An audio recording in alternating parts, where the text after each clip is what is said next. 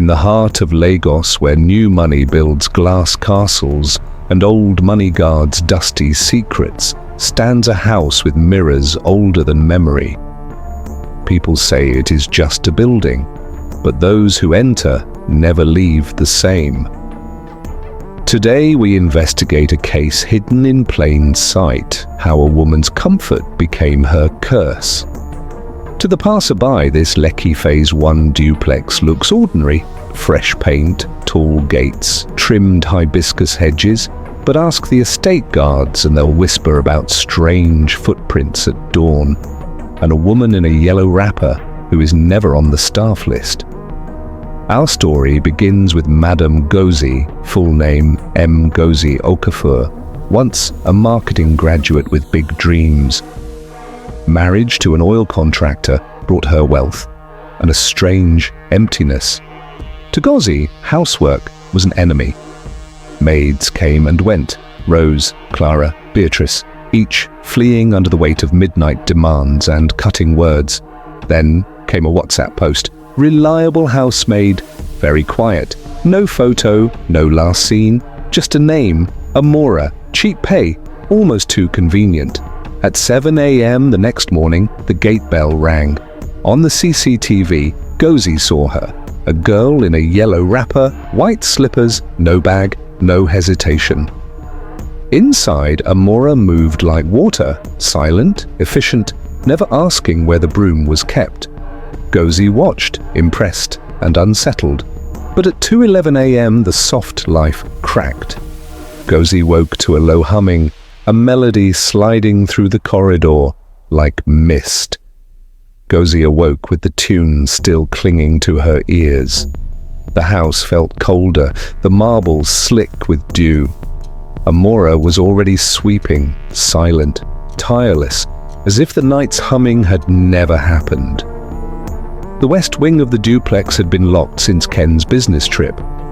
Yet one morning, the padlock lay on the floor, unbroken. Ken Okafor came home early, briefcase in hand, tired from oil rig politics, and met the girl in yellow for the first time. That night, Ken dreamt of the mirror, a tall pane of glass breathing like a living thing, whispering a name he couldn't remember. Unable to sleep, Gozi followed the humming once more, this time finding both Ken and Amora before the glass. Morning light revealed a scorched photograph beneath the mirror frame, an image Gozi had prayed never to see again. In that instant, memory cut deeper than any blade. The maid was no stranger. She was the beggar child Gozi once mocked and abandoned to the harmattan night. A cold harmattan wind rattled the balcony doors. Gozi could no longer deny the truth. The girl in yellow had crossed the boundary between past and present. Ken's patience snapped. He demanded answers, but the women before him belonged to different worlds, one bound by guilt, the other by something older. The antique mirror shuddered, a crack racing across its surface like lightning. No one touched it.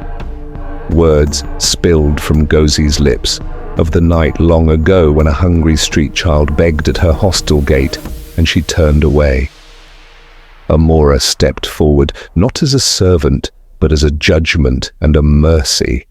As the first rooster crowed, the girl in yellow faded like a candle's last flame.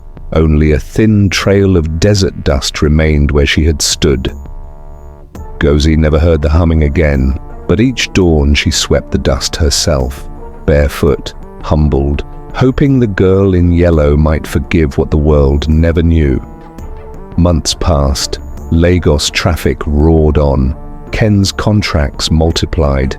But in the Okafor home, the marble floors carried a softer sound, one woman's slow steps of penance. Each Friday, Gozi carried food to the market street children, the ones who once reminded her of the girl in yellow. One dawn, as harmattan wind swept the city, Gozi heard a sound she thought she'd forgotten, a single, soft note, like a breath across glass. Some say guilt can be washed away with charity. Others believe forgiveness arrives only when the past is faced. Gozi never spoke of the girl in yellow again, yet every dawn the mirror sang and the house listened.